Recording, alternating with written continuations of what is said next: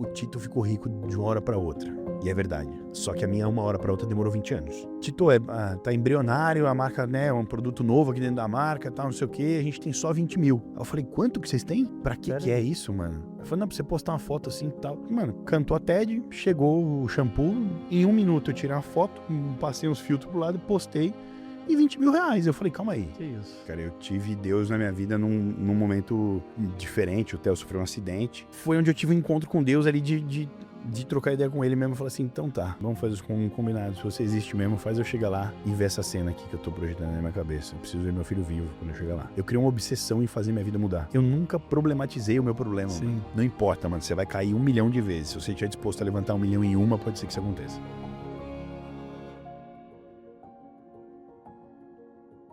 E aí, aos 7, 8 anos ali, você tem sua primeira experiência frente às câmeras, né? Como que foi essa primeira experiência diante das câmeras, já com esse comportamento um pouco mais domado? Como que foi? Cara, pra mim sempre foi muito natural. Eu sempre gostei, como eu tô te falando, eu sempre gostei. E eu não comecei grande, né? Eu falo na frente das câmeras. Da frente das câmeras era assim, ó. Tá vendo que tem todo... Posso flertar com o nosso behind the scenes aqui, né? Ó, turma, eu juntava assim, ó, que nem tá aqui. Juntava a galera em casa. Tipo assim, ó, fiz o comercial da marca de Danone, tarará, papapá, vamos assistir. Vai passar no intervalo da novela das 9.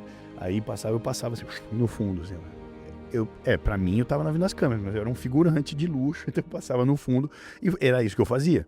No começo foi assim, eu fiz muita figuração pra pegar posicionamento de luz, pra pegar posicionamento de câmera, pra escutar diretor, pra ver como o ator principal se posicionava. E eu sempre, como eu te falei, eu parei com a escola, mas nunca parei de estudar. Perfeito. E se eu tivesse que te dar um trunfo do Tito, assim, Tito, qual é a sua característica mais legal, um skill seu que você não abre mão por nada, o fato de eu ser curioso é meu melhor skill. Eu sempre fui um cara absurdamente curioso, cara. Muito, mas insuportavelmente curioso. Sim. A ponto das pessoas pensarem 2 vezes antes de me contar uma história. Aí eu fui ficando mais velho, mais maduro, eu fui melhorando. Mas tipo assim, ó, bati o carro na rodovia. Que cor que era o carro? Que carro que você bateu? Quantas pessoas tinham no carro? Quanto por hora você tava? Eu era o cara do detalhe, chato. Você assim. costuma falar que a curiosidade cria gênio. Exatamente isso. Exatamente. Na minha concepção, o gênio é criado na curiosidade. O cara que não se interessa muito, ele é curioso, e se ele não se interessa demais, ele não vai descobrir. E aí, o TDAH fudeu. Onde é que eu tava mesmo? A gente tava falando sobre essa questão das câmeras, do primeiro comercial que você gravou. Exato. E aí, figuração, mas sempre muito curioso, atento a tudo, vendo, a movimentação da câmera, olha a luz como é que fica, quando ele vira pra esse lado, a luz fica no olho, quando ele vai não sei o que, papapá. Aí quando eu peguei meu primeiro comercial como protagonista, cara, eu tava pronto. E eu não tinha feito curso de nada, foi muito autodidata assim mesmo, foi tudo que eu aprendi olhando, fazendo, passando texto pro espelho, gravando com a câmera apagando, gravando com aquela TechPix, aquela Cybershot, lembra disso? Bom, grava, apaga, eu aprendi assim, cara, foi exatamente assim que aconteceu. Sensacional. E quem que foi a primeira pessoa que enxergou no Tito essa possibilidade do comercial, da TV? Fui eu mesmo e um scouter cara, dentro do mercado, um cara olhou, eu era uma criança ruiva, sardenta, então tinha um perfil já meio que bem característico de publicidade. Aí minha mãe ganhou um cartão do cara que falou, tem um teste com uma marca de refrigerante, leva ele pra fazer, você quer? Quero mãe, pô, e fui, entendeu? Foi assim. E você entendia o que estava acontecendo ali? No começo eu entendia que eu tava trabalhando. O mais legal era isso, né? Eu tô indo trabalhar. Tipo, pra mim, acho que o mais legal disso é que eu sempre encarei isso como um trabalho. Só que, eu amava fazer o que eu tava fazendo. Então, eu tava trabalhando e me divertindo ao mesmo tempo. Aí, se eu ficando mais velho, obviamente, vira um compromisso maior, você tem que abrir mão de outras coisas, né? E aí, pra mim, sempre foi trabalho.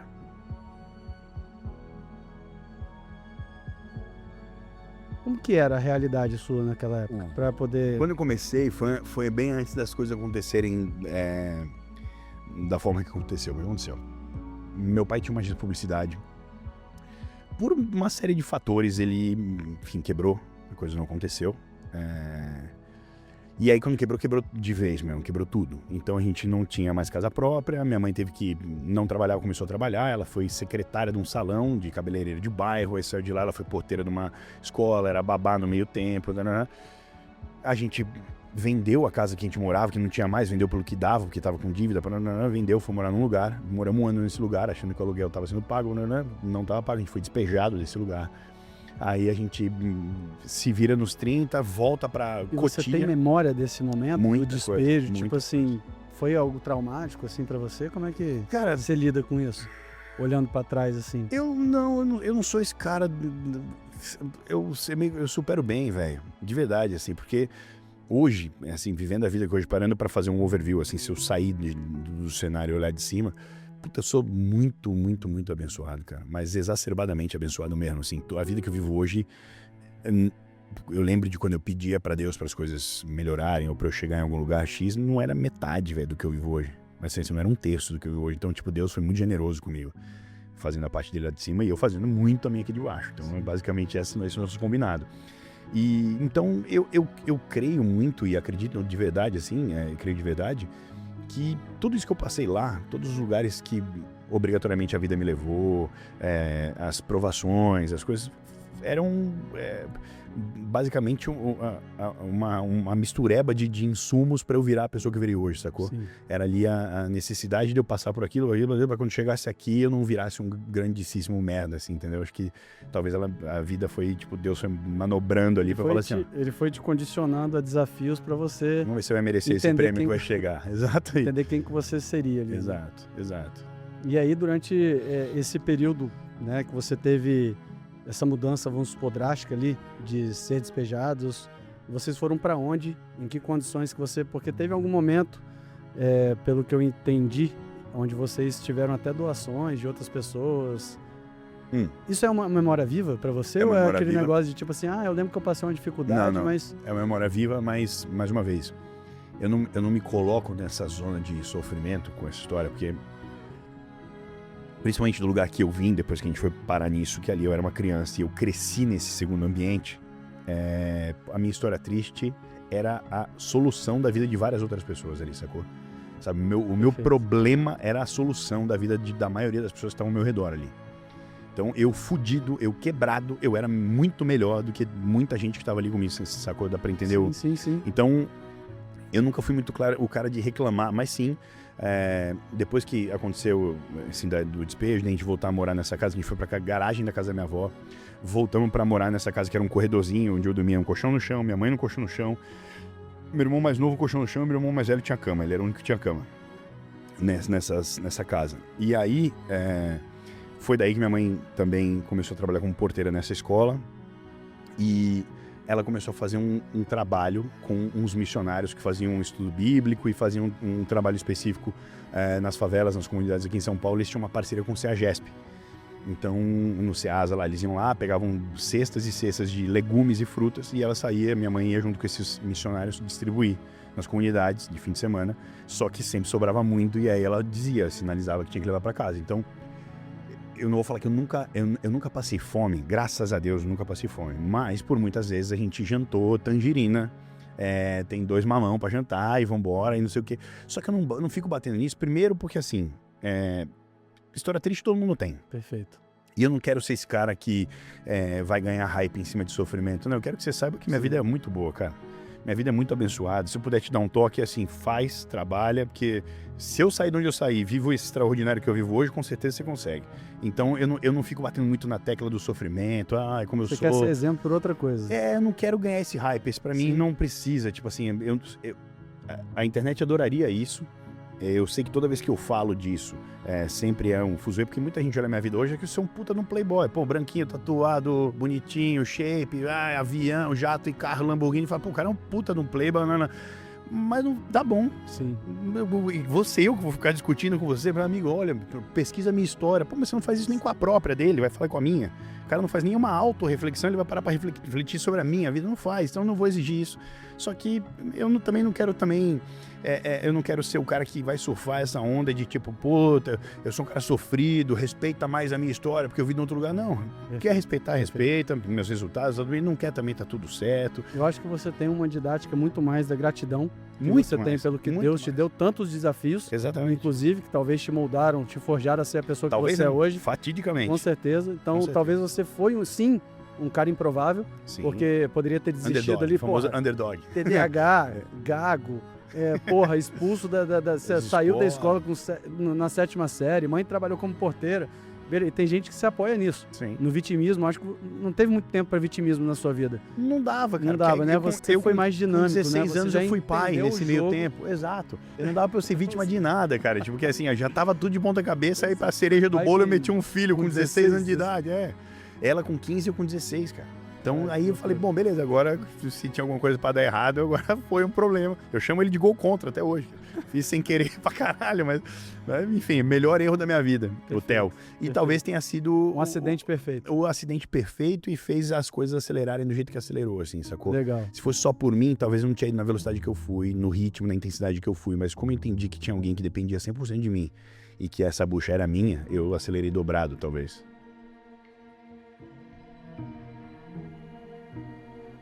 No último ano, 2025 para 2026, né? Então, vamos lá.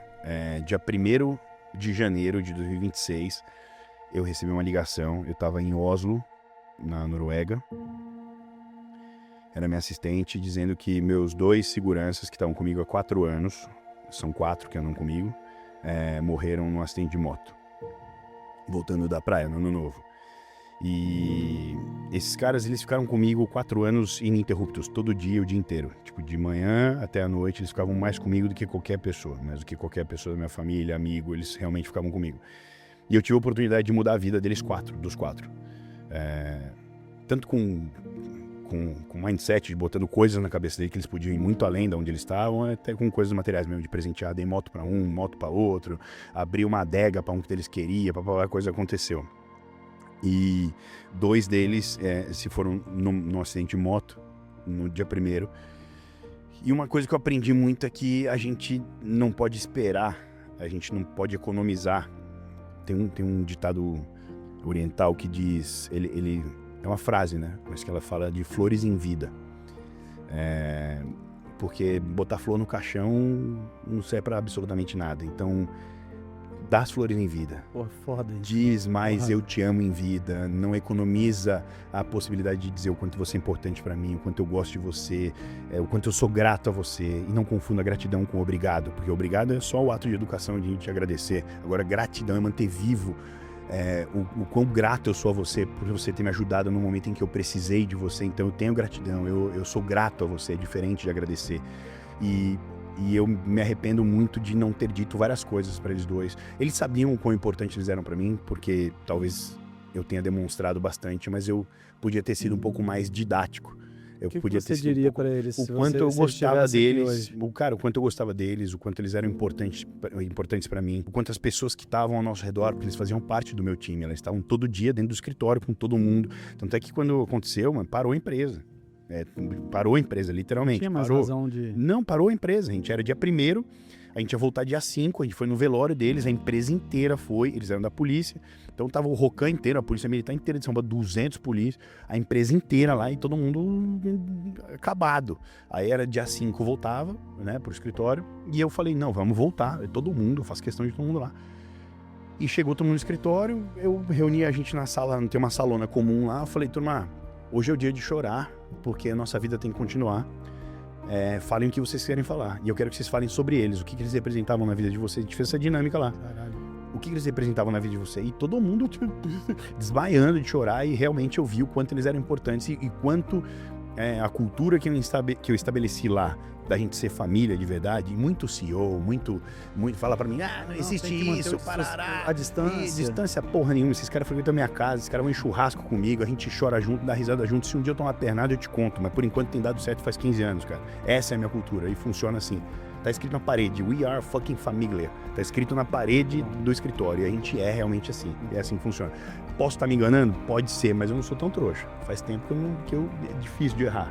E faz 15 anos que a gente tá acertando, entendeu? Então, você falou uma coisa que eu aprendi que a gente não deve economizar a possibilidade de externar os nossos sentimentos se eles forem reais. Diga mais eu te amo, diga mais você é importante pra mim. É isso aí, acho que é mais ou menos isso.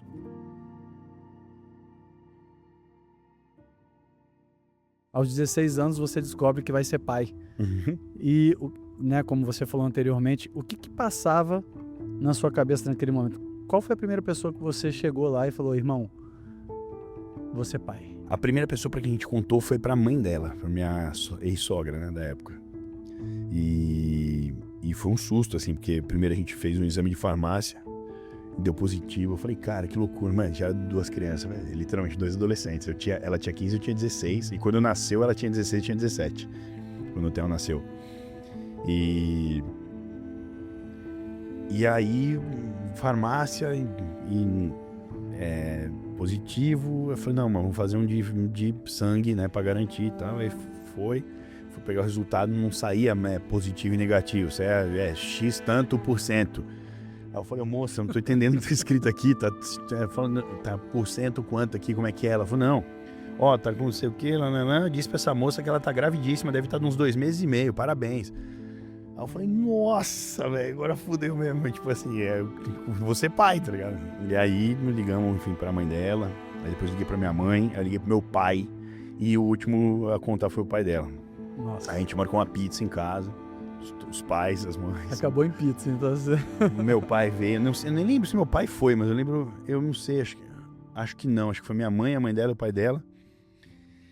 E aí a gente contou, e ele era meio, tipo assim, parada do coração, a gente tinha medo de dar um infarto nele, assim, ele, porra, inclusive o meu ex-sogro é um amor de pessoa, eu gosto dele de graça, assim, foi um cara muito importante na minha vida, inclusive. E aí a gente contou pra ele, eu lembro dele me abraçar e falar assim, parabéns, vamos fazer umas coisas agora. Aí ele me chamou no canto, pegou na orelha assim, me abraçando e falou assim, mas se você vacilar, eu vou te matar, filha da puta. Assim, brincando mais sério. Falei, não, deixa comigo e tal. E aí foi isso, cara. Mais uma vez, eu nunca problematizei o meu problema. Sim. Mano. Eu nunca problematizei o meu problema. Porque, assim, desde muito novo, eu entendia que um problema só é um problema porque ele tem uma resolução. Por isso que ele é problema. Caso ele não tenha solução, caso ele não possa ser resolvido, ele não é um problema, ele é uma constatação de fato. E aí sofrer ou não por uma constatação é uma escolha, porque se eu sofrer não vai mudar nada, e se eu sofrer também não vai mudar nada, porque está constatado. Então, beleza, eu tive um filho. É uma constatação, não é um problema. Tipo, não tem como resolver. Ele já nasceu, tá aqui, mano. O que eu vou resolver o quê? Não tenho que resolver, vambora, agora é fazer dar certo. Então, eu não tinha um plano B. O plano A existia ali e o B era fazer o A dar certo. Era o que eu tinha na mão, entendeu? Era o que tinha pra fazer. E foi o que aconteceu, cara. E eu nunca problematizei os meus problemas, porque problemas, constatações, e assim eu segui, entendeu?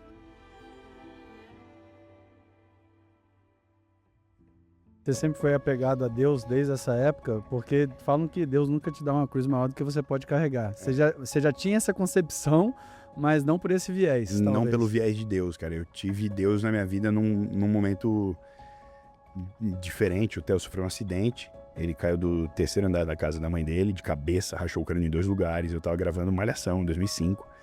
Ele tinha 2 anos já, quase 2 anos. E aí me ligaram lá, o Theo caiu, sofreu um acidente, parará. E quando me contaram de onde ele caiu, eu falei, ele morreu e não estão me contando por telefone porque eu tô aqui no Rio e com medo de eu fazer alguma merda e tal. E, cara, do jeito que eu tava maquiado não, né? Maquiado porque eu tava... Pronto ali com figurino. Com figurino, tava saindo de uma cena e indo pra outra. Do jeito que eu tava, eu montei no carrinho de golfe. Fui pra portaria do Projac, peguei o carro, fui para o aeroporto. Chegou lá no aeroporto, a produção já tinha ligado na companhia aérea, tinha um avião, tipo assim, 15 minutos esperando. Depois eu entrei direto no avião, vi pra São Paulo.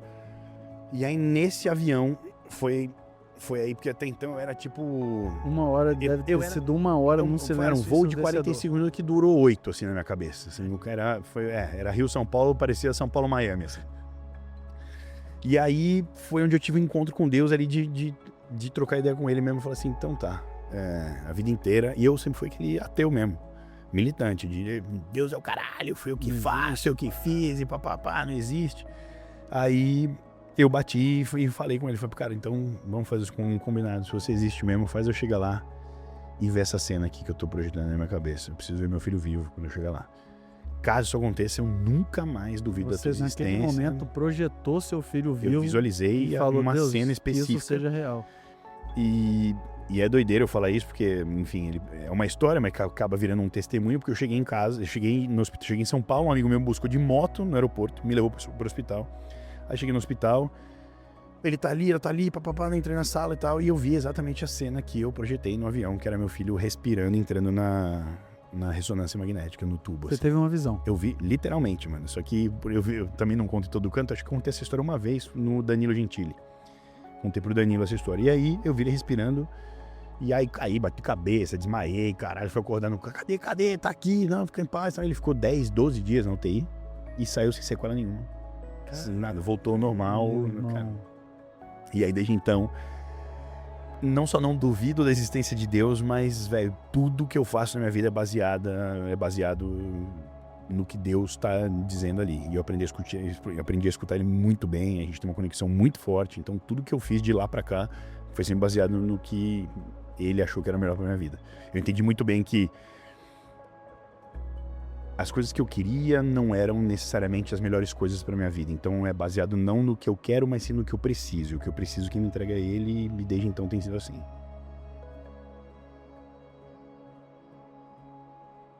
O que muda do Felipe Tito que foi e do Felipe Tito que voltou? O Felipe Tito que foi, ele foi, por mais que ele fosse um cara raçudo, ele tinha ainda um sentimento de autossabotagem, talvez, de tipo... Será que eu consigo? Será que eu sou bom? Será que eu dei sorte? Será que eu sou capaz? E o Felipe Tito que volta sabendo o que ele faz. Tipo, eu nunca tinha fritado um ovo, mano. Voltei chefe de cozinha. Tá ligado? Eu não falava oi, voltei falando 3 línguas. Então, sim. É isso. Eu realmente Virou casca. Não, eu voltei ciente de que, tipo assim, pode dar a merda que for que eu vou fazer de novo. Tá tudo bem. Voltou tipo, confiante. Muito. E é assim até hoje, mano. Se eu tiver que voltar pra onde eu vim, vai ser da hora, de cabeça erguida, com um monte de história pra contar como é do outro lado da ponte. Vou contar pra vocês aqui, ó, loucura. Mas eu não vou ficar ali por muito tempo de novo. Não tem problema nenhum. Eu vou construir de novo. Você começar tudo de novo. Não, zero. Eu faria de novo tranquilamente, entendeu? E eu sei que eu sou capaz de fazer de novo. Isso não acho, eu tenho certeza, entendeu? E aí eu voltei, tipo, cheio de fome. Porque assim, apetitoso, sabendo que eu tive acesso, isso faz mano. Toda a diferença, né, Bruno? O acesso, mano, eu tive acesso. Eu andava de Mustang, alugado, mas eu tava de Mustang. Aí, cara, com 4 meses de restaurante, eu já ganhava 11 dólares, 12 dólares a hora. No montante, cheguei a trabalhar turno de 26, mano, triple shift. Me muda de função, porque você não pode trabalhar 3 shifts na mesma, 2. Sim. Então me bota como valer na terceira e tal. Eu ia pro valet, fazia não sei o que. Mano, energético virado, café virado e pau, 26 horas emendado, né? Só que eu trabalhava, mano, muito. E eu comecei a juntar dinheiro lá. E eu gastei tudo lá, tá? Não trouxe dinheiro pro Brasil. Eu vivi os Estados Unidos, mano. Você aumentou seu repertório de uma forma absurda. Mano, eu alugava Mustang, na época eu chegava de Mustang pra ser garçom, pra ser pizzaiolo, ninguém entendia nada. Eu falei assim, mas o que é isso? Não, eu aluguei. Tô alugando por 3 meses e pau. E aí tinha um brasileiro que trabalhava na locadora, me dava cupom de desconto que não existia. Pra esquema, né? Pau. E eu 3 horas de Las Vegas de carro, né, mano? Sim. Aí eu comecei pra Vegas. Morei em Las Vegas também. Você morou em Vegas? Lá. Eu fui umas 50 vezes pra Vegas. Agora que eu tô com uma parceria com o UFC, então toda luta que tem eu vou. Sim. Esse ano deve ter ido umas 5 vezes já. Mas é engraçado como que esse repertório, e é legal que o público esteja assistindo isso também, pra entender que, cara, quando você muda de ambiente, quando você tá posto a desafio, talvez você não teria a mesma disposição de encarar, talvez, tá? Hipoteticamente, encarar uma pizzaria dessa se você estivesse no Brasil, mas lá você estava disposto. E a gente acaba ficando realmente mais disposto, aumentando nosso repertório, vivendo outras coisas, outros desafios. Quando a gente volta com essa sede. Foi exatamente quando eu voltei também de lá, dessa experiência em Las Vegas, que eu montei o meu negócio, que perdurou durante 16 anos, e foi ali que eu construí a minha história. Né? Então, assim, eu acho que também um pouco do que você veio, né, com essa sede. Eu tive acesso, eu só vi que, tipo, onde eu morava, onde eu crescia, eu não via que existia isso, não é que eu não sabia, não é que eu não sabia se dava ou não sabia nem que existia. Uhum. Aí você pinga em Las Vegas, você parou o Mustang, super legal, que é o carro que todo mundo aluga pra ir pra lá. De repente parava um Rolls Royce do meu lado, parava um Lamborghini, parava um Bentley. Eu falei, que porra é essa, mano? Que é isso? Aí desci o cara com a mala da marca tal. Então, mesmo sendo pobre, eu era o PP, sabe? PP? Pobre Premium. Eu era o pobre analista, eu ficava analisando, eu era um pobre cheio de eu analisava, eu era cheio de bom gosto, só não tinha grana, mas eu tinha ali. Então eu tive acesso, mano. E aí, depois que eu tive acesso foi que a chave virou de tipo Sim. assim, dá pra ter isso aqui? Dá pra vir aqui com o seu próprio avião? E agora eu vou fazer o que pra chegar até Exato. Você então, só queria saber como fazer, você sabia que você já de repente visualizava com aquilo ali, mas... Exato. E não era mais uma questão de si. Será? Não, era quando. Quando e como. Eu já sabia que ia acontecer. Depois que eu tive acesso, eu sabia que eu ia viver aquilo. Eu nunca tive dúvida. É loucura te falar isso, que vai parecer um pouco pedante, meio arrogante da minha parte, mas, cara, é realmente a constatação. Sim. Quando eu tive acesso, eu olhei aquilo ali, vi que existia, vi que dava pra ter, nunca passou na minha cabeça, mas se nunca... Aí não foi mais questão de se. Depois que eu tive acesso, era uma questão de quando e como. E quando eu vou chegar e quando eu vou chegar. Quais foram esses passos, esse processo para você fazer acontecer? Quais foram os passos? O primeiro deles foi acreditar, foi o que eu te falei, eu voltei pro Brasil e eu voltei cheio de fome. E aí eu comecei... Cara, eu virei obcecado, assim. Tipo, acho que esse é um grande trunfo de quem faz acontecer também, você ser obcecado pelas coisas. Eu criei uma obsessão em fazer minha vida mudar. Sim. E não tem quem diga que não dá. Não vai dar certo. Não tem como. Você pode falar o que você quiser, tá atropelando tudo. Mas eu já cheguei, eu sou desse tamanho e tô te contando, não vai. Eu falei assim, do seu jeito, no meu vai funcionar. Sempre foi esse cara obcecado.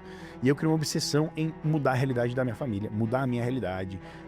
Não, ninguém mais vai passar perrengue. Eu vou fazer, porque eu sei que se eu não fizer, não vou fazer por mim. Sim. Eu não sou herdeiro, não vai sobrar nada, não vou ganhar, não vai ter que ser na paulada. E aí eu fiquei obcecado em fazer a coisa acontecer. Por isso que eu te falei, não era mais uma questão de se, era como eu ia fazer e quando ia acontecer. Porque eu sabia Você entendeu que a variável ali naquele jogo era você. E a margem de erro só diminuía. Quanto mais eu acreditava, a margem de erro diminuía mais, até que rodou. Na verdade, quando você acredita naquilo que você pensa, você acredita naquilo que você fala, você acredita naquilo que você faz. Isso contagia qualquer um que estiver do lado. Sem dúvida. Até o cara mais pessimista do mundo, tem uma hora que ele vai falar assim... ele não dura do meu lado, mano. Esse filho da puta, bicho, ele tem razão. Ele vai conseguir. Não, o pessimista, ele não dura muito do lado de um cara que energia que nem a minha mãe. Ou ele se converte pra religião do otimista, ou ele sai fora, mano. Ele não aguenta muito do meu lado, assim, porque eu vou pegar esse cara pela mão. Não, você vai comigo, filha da puta. Nós vamos dar certo, isso vai acontecer, parará. E eu sempre fui esse cara, entendeu? Sempre aconteceu isso.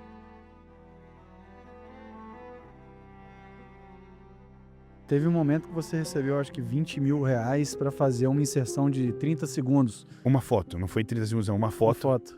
Não existia nem o Stories, foi meu primeiro public post. Foi aquela história da Nike que eu te contei? Ah, sim. Eu plantei essa história inteira, eu comprei 2 tênis no outlet, tirei uma foto e postei no meu feed, falando, Nike... Você foi plantando semente ali... Nike, obrigado pelos recebidos. E foi eu que tinha comprado no bagulho. Aí me ligaram da Nike falando, pô, Tito, você gostou mesmo do que a gente mandou? Eu falei, porra, demais, vocês são foda. E eu que tinha comprado o tênis. Aí, cara, eles me deram um monte de coisa. Eu fui na Nike lá, peguei, tipo assim, 80 pau de produto. E aí eu comecei a postar esses produtos. Porque assim, eles me deram os produtos, mas me falaram como, nem em que frequência eu tinha que postar. O que eu fiz? Eu tirei uma foto com metade, obrigado por tudo, e deixei de forma gradativa e ia postando o resto.